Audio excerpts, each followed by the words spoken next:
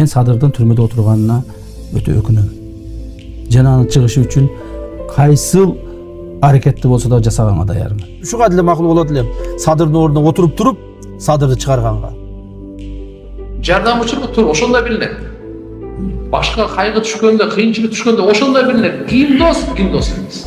Садыр Жапаров боюнча сөз козголгондо бул менин саясаттагы эң чоң жүрөк оорум да. Чыныгы дос, мына машаалла, мына досумдун ийгилиги, менин ийгилигим. Менде болбосо да досумда болсун деген.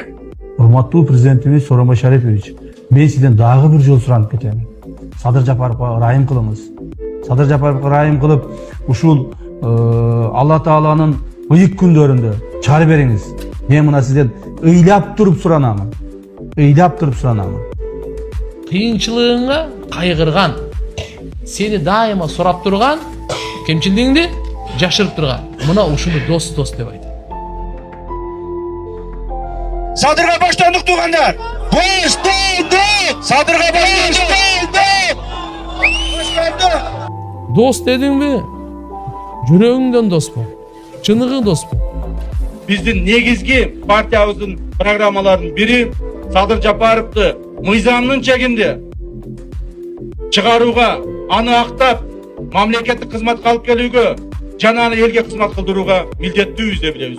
Саңа жакшы күмөн кылган болсун чыныгы дос. Чыныгы дос ким? Сизге жакшылык каалаган, сиздин ийгилигиңизди көрө алган. Бул мен тандап алган жол акыйкаттын жолу. Бул достуктун жолу.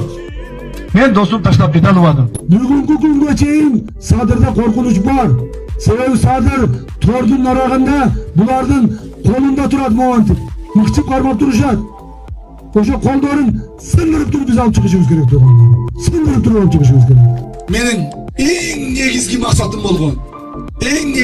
болгон Садырды чыгарып алам деген.